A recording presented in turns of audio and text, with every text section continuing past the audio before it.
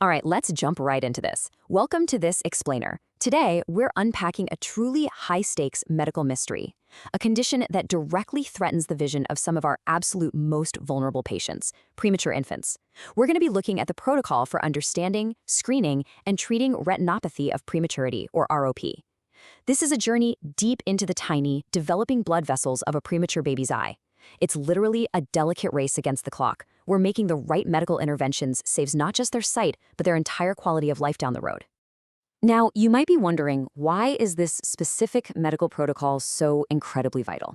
Well, just consider the sheer scale of the threat. Recent studies out of India showed that 20 to 30% of screened neonates develop some degree of ROP. I mean, wow, that is a massive portion of premature babies facing a potential threat to their eyesight right out of the gate. And sure, thankfully, in many infants this will just regress on its own. But for a critical fraction of them, it progresses rapidly toward permanent blindness.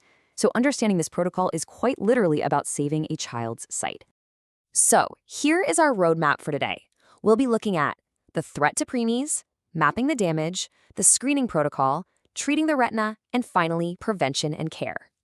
Let's kick things off with Section 1, the threat to preemies. Okay, the key to understanding this whole disease actually lies in the term vasoproliferative. It sounds super academic, right? But it basically just means the abnormal, totally rapid growth of blood vessels. See, in a normal pregnancy, the blood vessels in a baby's eyes finish growing right before full-term birth. But when a baby's born prematurely, specifically at less than 32 weeks, that normal vessel growth is abruptly cut short. So the retina suddenly becomes starved for oxygen, and that starvation triggers this chaotic, dangerous overgrowth of new, highly fragile blood vessels. It's like a garden growing wildly out of control. But here is a really crucial detail. You'd think it's all about how early the baby is born, right? Actually, no. Preterm infants born at 32 weeks or even later can still develop severe ROP. Why? Because of sickness. If a baby has a turbulent course in the NICU, needing prolonged oxygen therapy, fighting off sepsis, or dealing with anemia and blood transfusions, their risk just skyrockets. All these factors are basically surrogate markers of sickness. So the main takeaway here is, the sicker the baby, the higher the risk of ROP, regardless of the exact week they happen to be born. Moving on to Section 2, mapping the damage. So to map this disease, doctors rely on the International Classification of ROP, or ICROP. Think of it kind of like a radar screen for the retina. The eye is divided into 3 concentric zones radiating outward from the optic nerve. Zone 1 is the most critical, right smack in the center. Then, to pinpoint exactly where those abnormal vessels are growing, doctors use a clock hour system. They literally visualize the eye as a 12-hour clock face. This gives ophthalmologists a really precise, universal language to map exactly where the danger lies inside the eye. And once they know where it is, they have to figure out how bad it is. ROP is graded in 5 progressive stages. It starts off super subtly in stage 1, with just a thin white demarcation line that separates the vascular and avascular parts of the retina. In stage 2, that line gets depth and width, becoming a physical ridge. By stage 3, things get really dangerous. Abnormal blood vessels and fibrous tissue actually erupt outward from that ridge into the vitreous gel of the eye. And if left untreated, all that scarring pulls on the retina, which leads to stage 4, partial detachment, and finally stage 5, complete retinal detachment and total blindness. But nature always throws a curveball, doesn't it? Beware of AP-ROP, or aggressive posterior ROP. This is a rapidly progressing, terrifying variant of the disease. It doesn't follow those neat classic stages we just talked about. It completely lacks that typical ridge. Instead, it presents with a seemingly normal-looking retina, but with severely dilated and tortuous blood vessels, usually right in that critical center area, Zone 1. Because it hides its severity so well, it can easily be missed by less experienced examiners, and it progresses incredibly fast straight to a stage 5 detachment.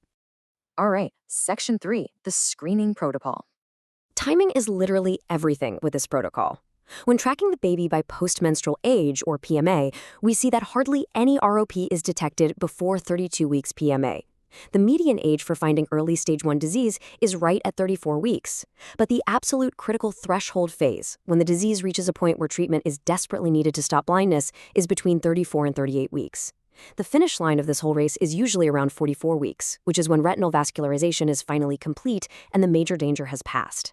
So, what does a screening exam actually look like for a fragile preemie? Well, it requires incredible care. An hour before the exam, the pupils are dilated with specific drops, tropicamide and a highly diluted phenylphrin.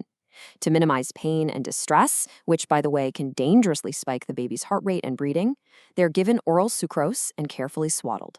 Then, using an indirect ophthalmoscope, or sometimes a wide-field digital retcam, the doctor looks deep into the eye. They often use a tiny tool called a sclerodepressor to gently rotate and stabilize the globe so they can see all the way to the far edges of the retina. Which brings us to Section 4, treating the retina. Okay, so you've screened the baby, now what?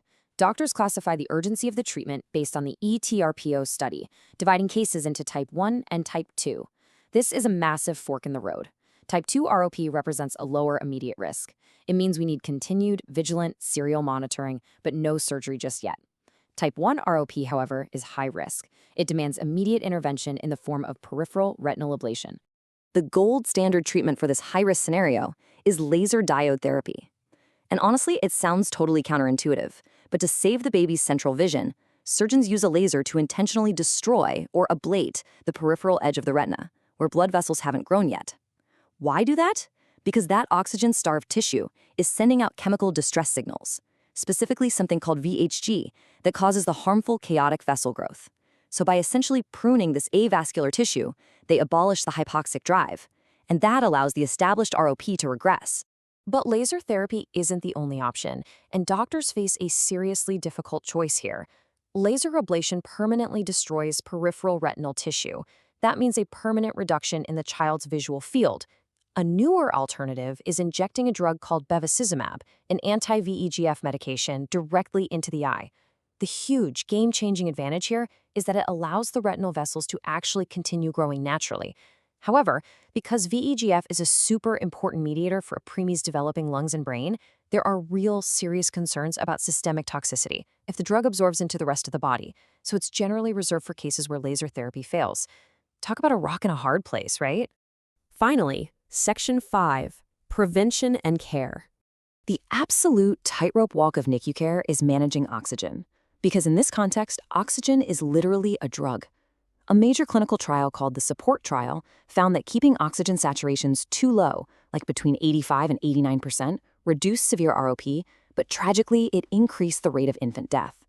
On the flip side, pushing saturations above 95% heavily fuels the development of ROP. So the strict Goldilocks target zone to balance survival and sight is maintaining oxygen saturation right between 90 and 95%. Beyond oxygen, there are other massive pillars of prevention. Blood transfusions are tightly controlled. Why? Well, adult red blood cells bind less firmly to oxygen than fetal cells do, meaning they release way too much oxygen to the fragile retinal tissue. Doctors also administer antenatal steroids to mothers in premature labor, and while it doesn't directly stop ROP, it reduces severe respiratory distress and brain hemorrhages. A less sick baby means a lower ROP risk. Finally, rigid protocolized screening and auditing are in place to ensure absolutely no baby slips through the cracks when transferring between hospital units. So, we've covered the immense complexities of retinopathy of prematurity today, from the earliest abnormal vessel growth to the high-stakes balancing act of oxygen therapy. It is truly a testament to the incredible precision of neonatal care. But it does leave us with a pretty profound question. As medical science continues to push the boundaries of viability, saving infants born earlier and earlier, how will our technologies and protocols evolve to ensure we are saving not just their lives, but the delicate vision they need to experience the world? Thank you so much for joining me on this explainer, and as always, keep learning.